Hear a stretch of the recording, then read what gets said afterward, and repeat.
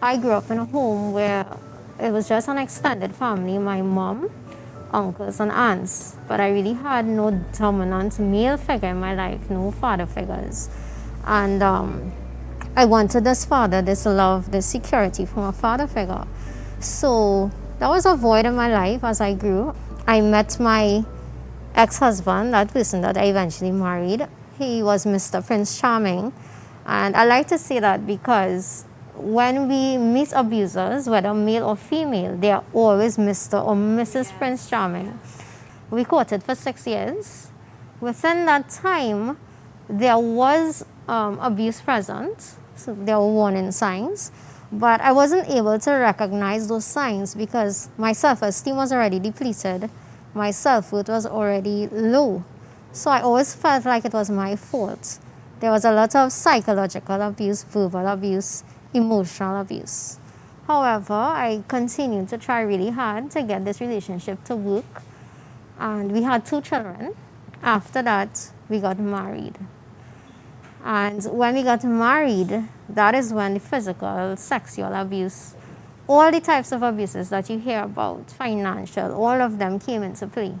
And I remember many experiences being dragged around my home by my hair. One time I was put in the bathroom and the pipe broke. I remember many experiences, some of them taking place in front of my children. There was a lot of gaslighting, and I started to really doubt myself. I started to think I'm a failure.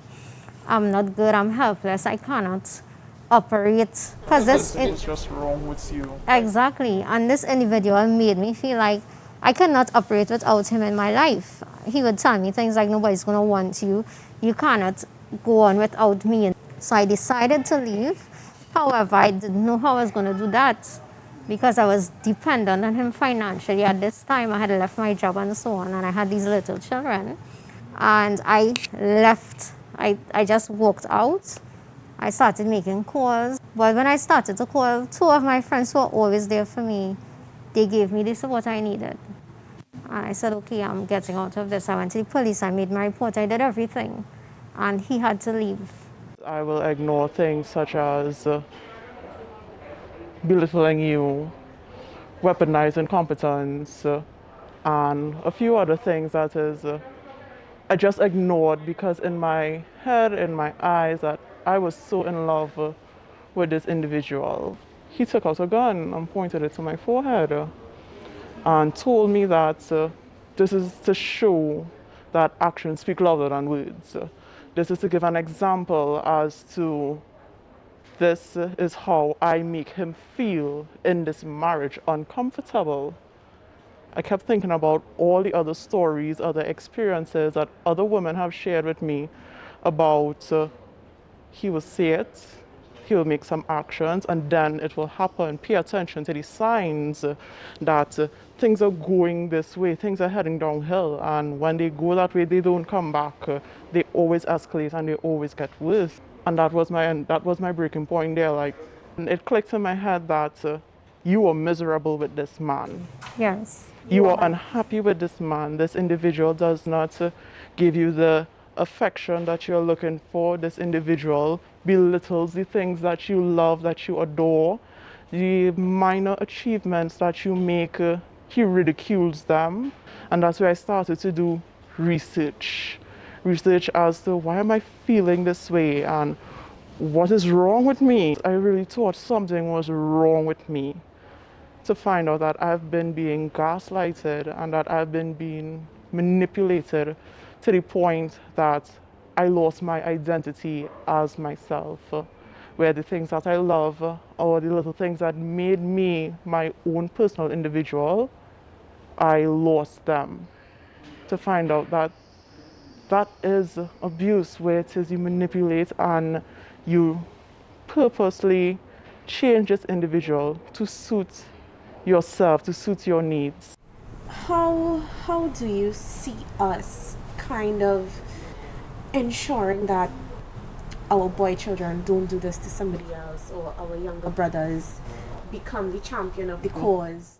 Educate them, teach them the value in life, not just your life, but in anyone's life, your neighbor's life, that young lady walking down the street. You don't know her story, but there is value in her. But I also feel teach value to girls is Yes. so important. And it should be teach from the beginning, like at school.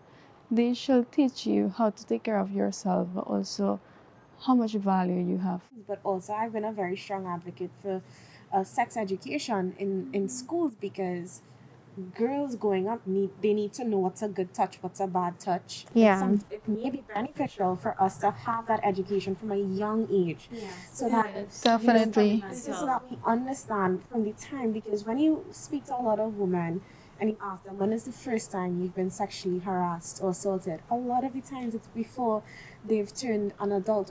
Yeah, I remember someone once told me that they don't listen to a certain genre of music if it portrays women in a particular way. And at the time, I thought that was, not a big issue. But when you think about it, it is true, because on a subconscious level, you're really learning to be disrespectful. And you're growing with this. I also really believe that, especially in the Caribbean, we need to really train boys to express their emotions. Yes, that is very important. We have a way we train boys not to express emotions. It's weak to cry, and it's weak. Girly or whatever. Yes, to show anything feminine, what we consider feminine. But that is so wrong, because if those boys will be men one day, and they have to be able to express emotions. Because if they don't, then to assert that they are men, they begin to show aggression. Both of you would have recognized that you felt as though you were seeing warning signs before you both got married. And you only recognized there were warning signs after you escaped the relationship. What type of warning signs were they? What started happening is then he would say, he's not getting enough of my time. Maybe you should cut out drama. Maybe you shouldn't spend so much time with your cousin. And because it's so subtle, and I genuinely think he loves me. Control everything. Exactly. And you think, oh, he's so protective, and he wants my safety, and he wants to be, he wants Exactly. to spend so much time with He was me, and actually everything that I'm involved isolating in. her. Exactly. Yeah. What advice would you all give to young women that are currently going through the same situation but are too afraid to speak out because they believe that they may be belittled by their friends, or they believe that their character may be broken down in some type of way? Your past does not define who you are. I believe that in every day we evaluate things, right? Evaluate yourself, evaluate your situation. Do not focus on the past. It is already gone, and that does not define your character today. Whether she has been through abuse, whether he has degraded her, that does not define her as to who she is as an individual. Evaluate the present and not the future, because the future is not promised. Someone can always promise to change. I will do better. I would not hit you again. I wouldn't talk to you that way. We are not guaranteed that future in particular. So don't evaluate what can be. Evaluate what is in front of you. What are they doing right now? How is this affecting me? How do you learn to value yourself after being through an experience like that? Because for me, I've had men tell me that I would be perfect if I could see, and they would use all these degrading terms that made me really look at myself differently. So how do you look at yourself in a better light after something like that? That's a loaded question. It took a lot. And you have to look within yourself and see your uniqueness. It doesn't matter if your hair is short, if you can't see, if you're short like me or skinny, there is uniqueness in you and strength in you, and you have to love you for that uniqueness. Know the signs, know who you are, analyze yourself, evaluate things.